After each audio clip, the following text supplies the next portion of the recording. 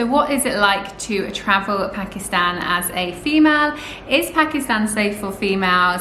Are women in Pakistan oppressed? Well, these are the things that I'm going to be discussing in this video because I have spent the last 3 weeks in Pakistan. Now, I didn't travel Pakistan as a solo female traveler. I was here with my friend Tom, but we did travel here completely independently, and I have traveled a lot of the world, in fact most of the world actually, by myself. So I am very observant in what it would be like to be here by myself, and I will tell you now that I would 100% come back to Pakistan by myself, and I probably will do next year because my experience here has been so good, and I feel that there is absolutely no fear of being alone here.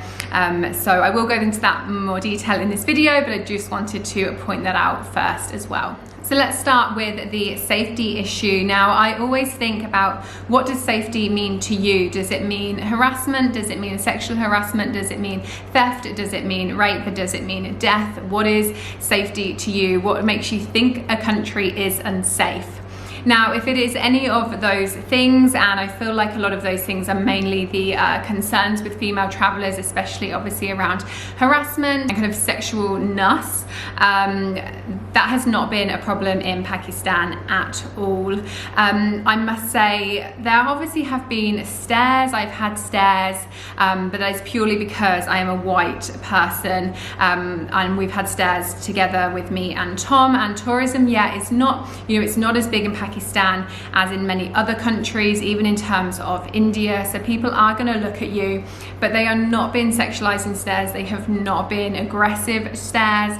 I've had no catcalling whatsoever, which happens in many other countries, including European countries, and makes female travelers feel very uncomfortable. I've actually felt extremely respected by the men here, and the women here as well have been absolutely lovely out in the cities, especially in Lahore. The women were very much more coming up to me to speak to me rather than Tom, which was actually really nice. The only time that I've kind of felt, I wouldn't even say unsafe, but just kind of like a little bit uncomfortable, is when it has come to selfies here. They are very big on selfies here in Pakistan, the same as they are in India.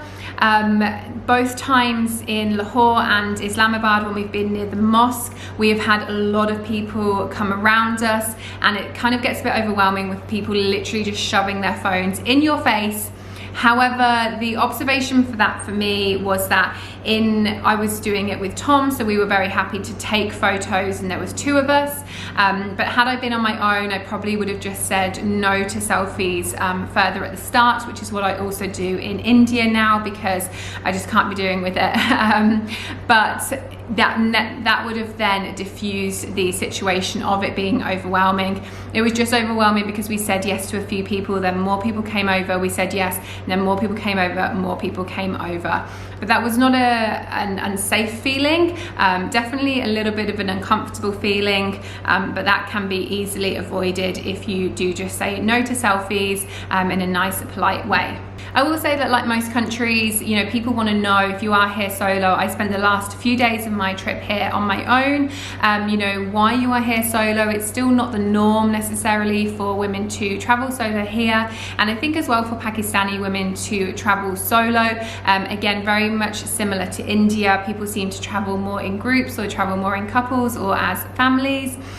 So you probably will have questions as to why you're alone, maybe questions as to where is your boyfriend, but they are just general questions, and people are just interested. The women here are not oppressed either. That was a thought that I'd had, and something that people had told me or I'd read. The women that I have met in Pakistan, especially in like Lahore and Islamabad and up north, they're very independent. They're just going for it. They're on Instagram, they're on Facebook, they're on YouTube, work, they go to school. I think there are some issues in terms of maybe the men here getting more of an education than some women, but that is also the case in many other countries. But the women here are not oppressed, and therefore that did not come over to me as a traveller as well, in terms of, you know, asking why I was travelling here, and that I had to be, you know, with a husband or with a boyfriend, and why were we just friends. That also links very well into what to wear in Pakistan as a female, something else that I was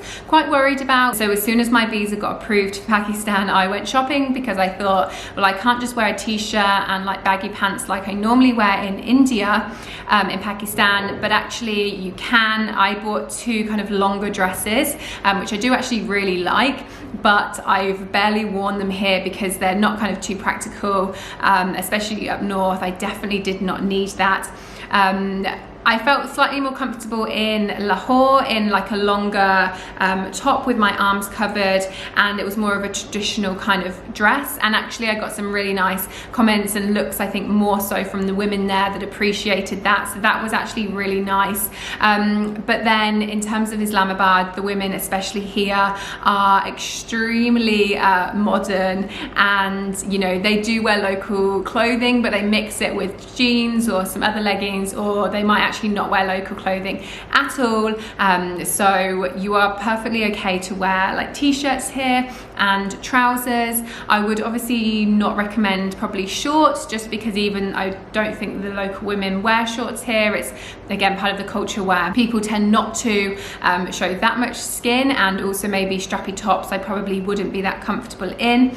But as long as you've got your shoulders and your knees covered, that is fine. And also, yeah, it's not a disrespectful thing or a kind of a big constraint, like women shouldn't be doing that. It's just like, that's just not what the women do here. And as a woman here visiting, obviously it's nice to kind of dress similar and not to show too much skin that the local women wouldn't wear.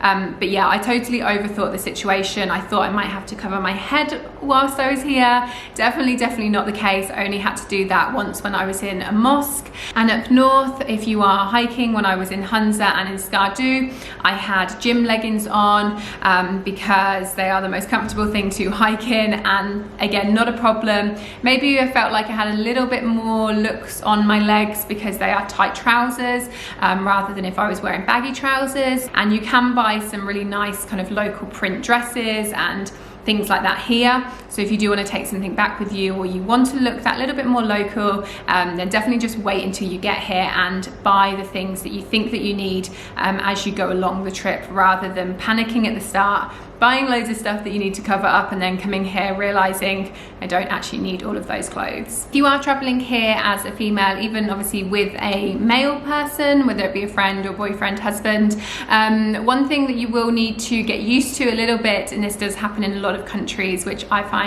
quite frustrating, but I understand it's part of the culture, and people haven't quite yet understood that they can talk to us as well as talking to the male. So in a lot of cases, people addressed Tom before me, but I am quite a forward person, so I would make sure that I kind of got in there as well, and I was shaking hands with all of the men. All of the men shook hands with Tom first, but I made sure I obviously shook hands with them as well, to show them that they can do that with me and they can treat me exactly the same. And there were a few situations, maybe only 2 that I can think of, where the guy basically just did not register me at all and spoke to Tom the whole time, which I did find frustrating. But that's just kind of part of it. And the only plus that I do see with that is when you are traveling with a guy and the men talk to the guys, is when it kind of comes to more salesy talks and they're being a bit annoying and pushy. I just think, okay, you just talk to him and you can just leave me alone. I'm happy with that. So yeah, if you are coming here with a guy, then that might happen, but obviously if you're here on your own as a female, then they've got to speak to you because you are the only person there. And I do find that quite an interesting difference in a few places in the world, because obviously they have to speak to you, so I'm sure that you won't have that. I think that you might find that maybe people are a little bit quieter at the start, but generally, again, a lot of the guys, especially the younger guys, again, everyone is on Instagram here, like they're very kind of young millennials, very cool, like people will speak to you just like a man as a female here, which is of course very, very nice. And finally, I will just say, of course, you still need to trust your intuition here. I mean, the people of Pakistan are very, very nice. You may have already heard that the hospitality in Pakistan is very, very good. You will have people asking you if you want to come in for tea, if you want to come around their house, whether you meet them in person, but also you'll have people like that online as well. And I would definitely say to interact with the people of Pakistan as much as you can, whether it's the people that live here, or you'll also meet a lot of Pakistan people who are traveling around the country themselves. We have had some of the nicest conversations with those people. So I would say to stay open, but of course still trust your intuition. You know, I don't think that you should go for tea or go to someone's house for everyone that asks you, especially the people online. So you need to take the same safety precautions in Pakistan as you would anywhere else, which is kind of not to do things that you wouldn't do in your own country. That's probably the biggest advice. But there's just no reason to be worried here as a female in Pakistan, whether you are traveling as a group of females, whether you are traveling with male, or whether you are traveling here solo. I'm actually struggling to give travel tips here because it has been so okay. That I kind of felt like I didn't even need to make this video, but I obviously wanted to make this video because I had worries about coming here, and I'm sure a lot of females do.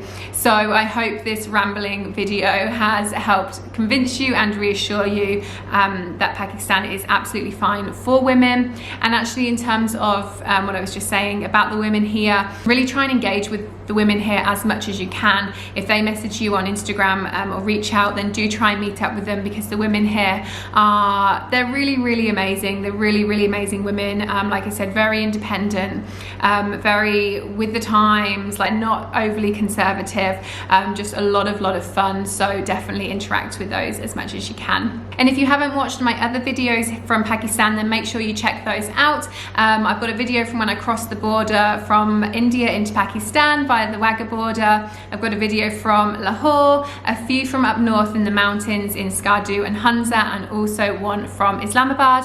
And I've also got a travel tips video of 10 things that you need to know before you come to Pakistan. So if you are coming here, watch all of those and then you'll be ready to come here. If you have any questions, then do let me know in the comments. If you have liked this and it has helped you, please do give it a thumbs up and hit subscribe for more travel videos. I will be coming back to Pakistan next year 100%, because I've loved this country so much, and like I said at the start, I have no fear about coming back here on my own at all. I would happily travel the whole of this country on my own without any second thoughts. So I hope that message does reassure you. So thank you very much for watching.